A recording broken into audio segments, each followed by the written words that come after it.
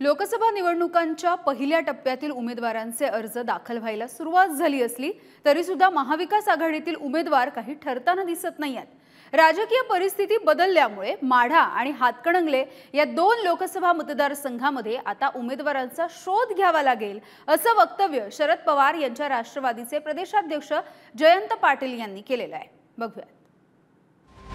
अखेरच्या क्षणी महाविकास आघाडीकडून उमेदवारांची शोधाशोध। महादेव जानकर महायुती, माढ्याचा महाविकास आघाडीचा उमेदवार कोण? हातकणंगलेत राजू शेट्टी स्वतंत्र लढण्यावर ठाम। हातकणंगलेत शरद पवारांकडून उमेदवारांचा शोध। माढा लोकसभा मतदारसंघातून शरद पवारांकडून उमेदवारीची ऑफर असलेल्या महादेव जानकरांनी महाविकास आघाडीला धक्का दिला। देवेंद्र फडणवीस यांच्याशी झालेल्या चर्चेनंतर महायुतीतच असल्याचं त्यांनी जाहीर केलं। जानकरांना आता परभणीतून महायुतीची उमेदवारी मिळणार असल्याचं त्यांच्या पक्षाच्या नेत्यांनी जाहीर केलंय। जानकर महायुती सोबत गेल्यामुळे महाविकास आघाडीला माढा, बारामती, सातारा आणि परभणी या 4 लोकसभा मतदारसंघात परिणाम भोगावे लागणार आहेत। यातच जानकरांना माढ्याची उमेदवारी देणार असल्यामुळे निश्चिंत असलेल्या महाविकास आघाडीला आता या जागेसाठी नवा उमेदवार शोधावा लागणार आहे। जानकरांना पवार साहेबांनी उघडपणाने सांगितलेलं होतं की त्यांना माढ्यामधून देण्याची इच्छा आहे, पण त्यांचा वेगळा निर्णय झालेला दिसतोय काल। त्यामुळे आता माढ्यात आम्हाला पुन्हा नव्याने विचार करण्याची पाळी आहे। माढा लोकसभा मतदारसंघासोबतच हातकणंगले मतदारसंघातही ही स्थिती आहे। स्वाभिमानी शेतकरी संघटनेच्या राजू शेट्टी यांनी उमेदवारी जाहीर करत महाविकास आघाडीनं त्यांना पाठिंबा द्यावा अशी मागणी केली होती, तर शेट्टी यांनी महाविकास आघाडीत सामील व्हावं असा सूर आळवण्यात येत होता। मात्र आता राजू शेट्टी स्वतंत्र निवडणूक रिंगणात उतरणार आहेत हे जवळपास स्पष्ट झालंय। त्यामुळे आता तिथेही नवा उमेदवार शोधावा लागेल अशीच स्थिती आहे। हातकणंगलेमध्ये राजू शेट्टी आमच्या बाजूने लढावेत अशी आमची सगळ्यांची इच्छा होती, पण त्यांचा वेगळा पवित्रा दिसतोय।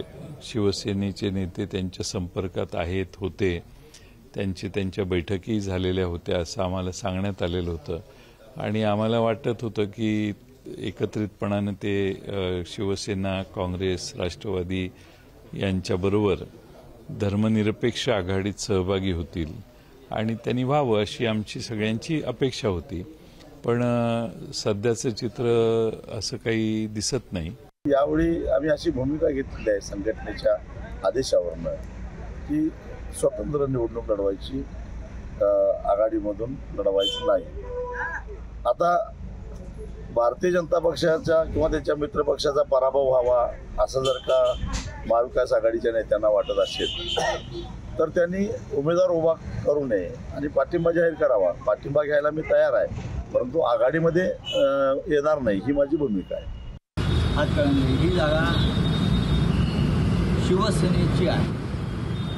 तिकडे शिवसेनेचा उमेदवार 2021ला जिंकून आल्यामुळे ही जागा शिवसेनेच्या वाट्यात आहे। त्याच्यामुळे त्या जागेसंदर्भात काय करायचा हा निर्णय शिवसेना महाविकास आघाडीतल्या इतर घटक पक्षांशी चर्चा करून घेईल।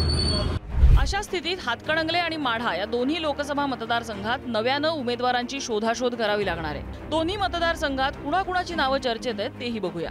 हातकणंगलेतून महाविकास आघाडीचे संभाव्य उमेदवार सुजित मिणचेकर जे माजी आमदार राहिलेले आहेत, सत्यजित पाटील हे सुद्धा माजी आमदार आहेत, तर चेतन नरके जे गोकुळचे संचालक आहेत। महाविकास आघाडीत येण्याचा निर्णय वंचितनं घेतला तर ही जागा वंचितला दिली जाऊ शकते, कारण गेल्या निवडणुकीत लाखावर मतं घेणाऱ्या वंचितच्या उमेदवारांमध्ये हातकणंगलेच्या उमेदवाराचा समावेश होता। तर माढ्यातून कुणाकुणाची नावं चर्चेत आहेत ते सुद्धा बघूया। धैर्यशील मोहिते पाटील जे भाजप नेते आहेत, मात्र सध्या त्यांनी बंडाची तलवार उपसली आहे। अनिकेत देशमुख जे गणपतराव देशमुखांचे नातू आहेत आणि अभयसिंह जगताप जे शरद पवार यांच्या राष्ट्रवादीचे पदाधिकारी आहेत। माढ्यातून राष्ट्रवादी काँग्रेस पार्टी शरदचंद्रजी पवार या गटाकडून मी एकमेव उमेदवार आत्तापर्यंत तरी प्रयत्न करीत आहे आणि साहेबांकडून उमेदवारीची मागणी केलेली आहे। बाकीचे 2 उमेदवार आहेत जे एक भारतीय जनता पार्टीचे आहेत, ते नाराज आहेत आणि दुसरे आहेत ते राष्ट्रीय समाज पक्षाचे आहेत, ज्या पक्षाबरोबर अजून महाविकास आघाडीमध्ये युती त्या पक्षाबरोबर आघाडी स्थापित झालेली नाही। त्यामुळे राष्ट्रवादी काँग्रेस पार्टी शरदचंद्रजी पवार या पक्षाकडून मी सध्या तरी एकमेव उमेदवार आहे ज्यांनी साहेबांच्याकडे मागणी केलेली आहे। माढा आणि हातकणंगलेत जानकर आणि शेट्टी यांच्या साथीनं महायुतीला रोखण्याचा महाविकास आघाडी आणि शरद पवारांचा प्रयत्न होता। जानकर आणि शेट्टींनी घेतलेल्या भूमिकांमुळे आता या दोन्ही लोकसभेच्या जागांवर नव्या उमेदवारांचा शोध सुरू आहे। आता या दोन्ही लोकसभा मतदारसंघात महाविकास आघाडी कुणाला संधी देणार हे पाहणं औत्सुक्याचं असेल। माऊली डांगे आणि शेखर पाटीलसह ब्युरो रिपोर्ट, पुढारी न्यूज, कोल्हापूर.